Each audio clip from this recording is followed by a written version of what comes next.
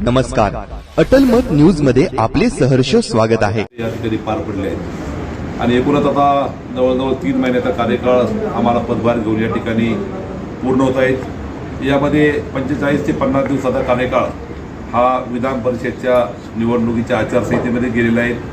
त्यातील 20 ते 25 दिवसाचा कार्यकाळ हा अध्यक्ष, उपाध्यक्ष आणि विषय समितीच्या सभापतीचा निवडीत या ठिकाणी गेलेला आहे आणि उरलेल्या 20 ते 25 दिवसाच्या अनुषंगानं कार्यकाळामध्ये या ठिकाणी आम्ही संपूर्ण या छत्रपती संभाजीनगर जिल्ह्यातील 9च्या 9 तालुक्यामध्ये प्रत्येक पंचायत समितीने या ठिकाणी आढावा बैठक घेतली आहेत आणि यामध्ये विशेषतः जलजीवन मिशन हा जो एक मेन विषय आहे त्याला या ठिकाणी चालना देण्याचं काम या ठिकाणी सुरू केलं आहे।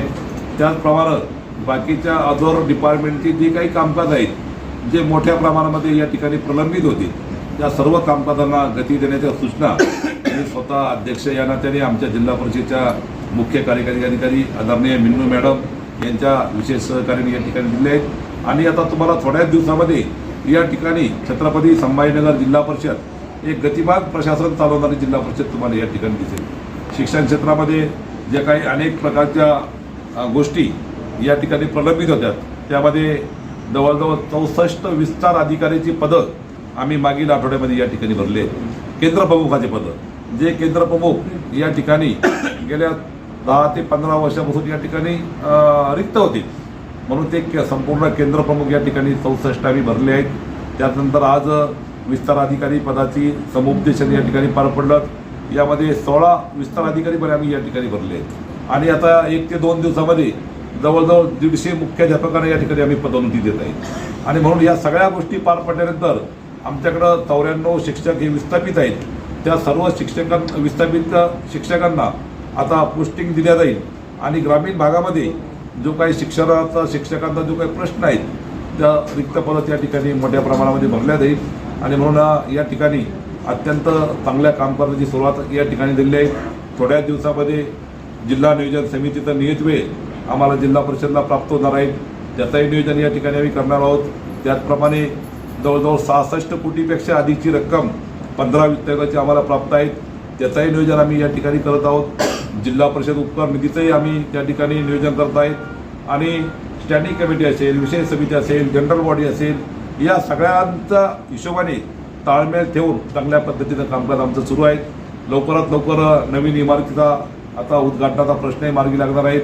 14 कोटी रुपयाच्या फर्निचर आणि अनुषंगिक कामाची मान्यता जिल्हा परिषदेच्या सर्वसाधारण सभेत आम्हाला मिळालेली आहे आणि लवकरात लवकर सर्व डिपार्टमेंट विभाग एका छत्राखाली येऊन अत्यंत चांगल्या पद्धतीचं कामकाज छत्रपती संभाजीनगर जिल्हा परिषद या ठिकाणी भविष्यात होणार आहे। पावसाळ्याचे दिवस आहे आणि बरेच शाळेच्या तक्रारी आलेल्या त्याबद्दल काय म्हणा?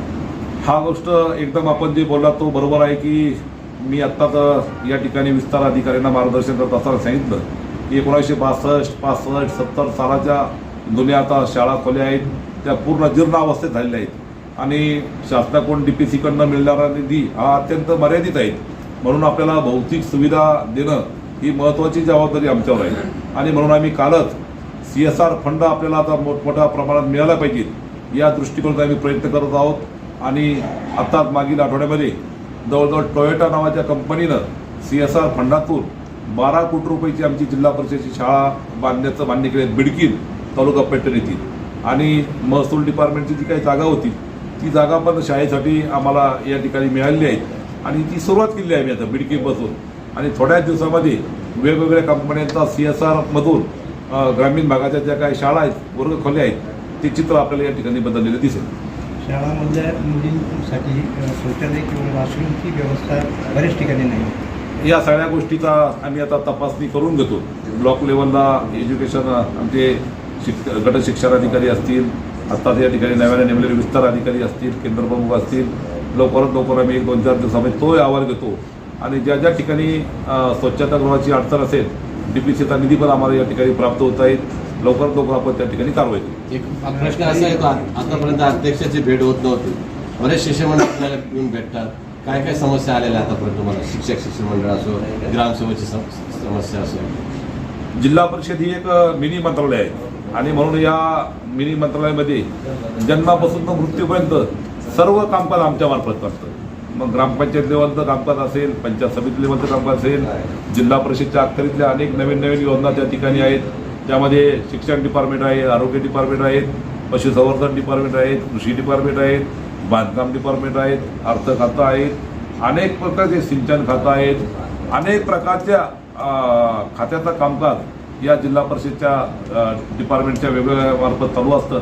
आणि मग समस्या ही न सुटणारी प्रक्रिया आहे, परंतु समस्या निर्माण झाल्यानंतर त्याच्यावर त्या ठिकाणी व्यवस्थितपणे ते काम कसं मार्गी लागेल या दृष्टिकोनातून अधिकारी पदाधिकारी आम्ही अत्यंत समन्वय ठेवून या ठिकाणी कामकाज करतो.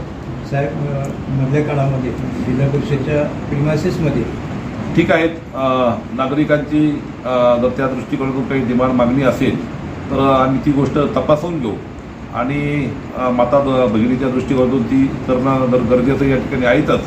तर आरोग्य डिपार्टमेंटला आम्ही त्या ठिकाणी सूचना देतो आणि ते पण आपण कामकाज या ठिकाणी करू. धन्यवाद.